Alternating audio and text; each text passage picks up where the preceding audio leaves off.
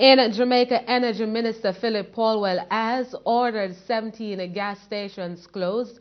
The unnamed service stations have been accused of selling contaminated petrol to customers. The government launched a probe after scores of motorists began complaining about purchasing faulty E1090 and E1087 gasoline that damaged their vehicles. On Tuesday, the Bureau of Standards Jamaica, BSJ, began serving closure notices to the affected gas stations. At a press conference on Tuesday, Minister Paulwell disclosed that the police will also be conducting investigations. He explained that the major organized crime and anti-corruption agency, MOCA, will investigate any case of illegal trading of petroleum products. He says culprits will face legal action. In the meantime, Energy Minister Phillip Paulwell has refused to name the stations involved in the illegal activity. However, he says 6 parishes, St. James, Kingston and St. Andrew, St. Catherine, Manchester, Clarendon and St. Thomas have been affected. Meanwhile, the opposition spokesman on energy, Robert Montague, is demanding that the energy minister names the distributors of bad gas. It is already established that throughout the supply chain that the gas from Petrojam, the local refinery, is free and clear of any contaminant. So therefore, if the minister looks at all 17 gas stations that he has ordered to be closed, plus the other stations they are taking samples from, they spread right across 7 parishes. So therefore, it couldn't be a one person contaminating the gas. It has to be, who did you get this gas from? And if enough persons point to one person, then you know that this is the distributor of the bad gas. And therefore you do the necessary tests of that person's facilities. And you name the person so that the public, the unsuspecting public, can be aware and do not go to stations that may have this bad gas and therefore damage their cars. Mr. Montague says the government's checks have so far revealed that the local refinery Petrojam is not responsible for supplying the contaminated gas. He says the Energy Ministry should now move to investigate other importers of gas. Who are the persons apart from Petrojam that import gas into Jamaica? It's a very simple deduction. And then you go and test the storage facilities of these persons who have brought in this gas. It's not rocket science. It's something that a normal primary school child would do. It is very logical. Why it is that the government is putting the full brunt of the blame on the man at the end of the supply chain, the little man, the little Jamaican man who has invested, who is struggling, who is trying to make ends meet, managing a little gas station. He is the man you're turning everything onto. Where did he get this gas? Every gas station in Jamaica must have a supply contract with a distributor. So if you have 17 stations that are at issue, where did the 17 persons get their gas? Mr. Montague believes the government should compensate affected motorists. I went to this gas station in good faith. I paid for the gas in good faith.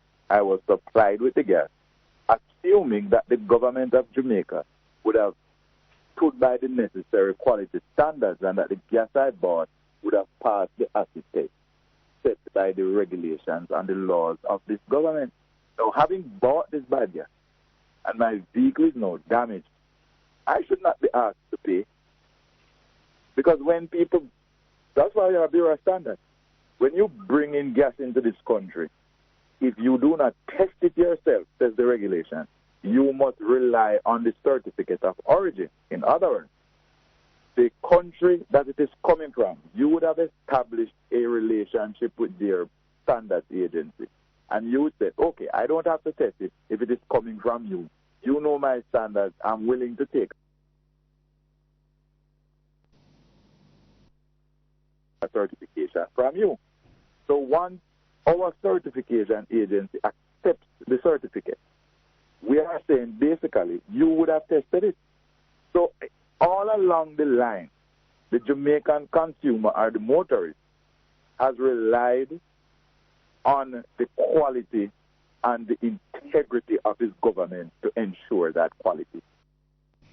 Meanwhile, several motorists in Kingston and St. Andrew are calling on the government to name the 17 gas stations guilty of selling bad gas. They say this information is necessary to prevent motorists from unknowingly purchasing contaminated fuel from dishonest gas retailers. We took to the streets to get some feedback. Some gas station people are getting into some trouble. They will compensate back people for the money they must spend. Because all the money me spend already. And I carry it. I just come from a man up there, so it not done it. The man tell me now, say it must have tracked about it because something will clean up through the bad gas. So you clean it. From you clean it, a problem that. If suppose me need to use some gas, me need to know say them man cheat the system. Because obviously if it's not petrol jam who distribute the bad gas, it's them who contaminate the gas. So we need to know them. They can't sue petrol jam or nobody, so basically if you just go to the station and you know when the bad now complain I want just purchase there. But I don't know which station, so if I hear that station I won't purchase, no, nothing there. I'm going to go to Westmoreland and I'm come back. I'm going to come back from Westmoreland, I'm going to go to the same gas station, I'm going to put 3,000 or more gas in there, the one out of the bottom of Camp Road. I'm going to put 3,000 gas in it, and if I'm going to put the gas in it, that'll be a problem. Right now, the garage I come for my car, no, the car not done work on. I have to buy a new injector for the car, and I change a set of plugs because I thought plug was the problem.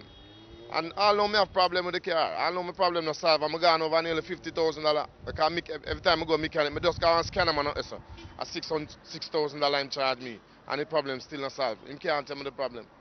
But I know it's the bad gas because I leak out the whole of the gas out of the tank. So I put my hand on the gas, I pour oil upon my hand.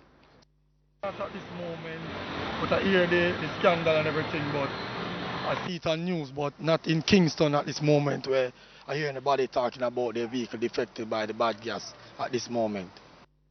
Well, I think maybe an hour or so now since the time to the time where it happened, and I don't make a round trip from that. I'll go down and I'm coming up back, and that's it.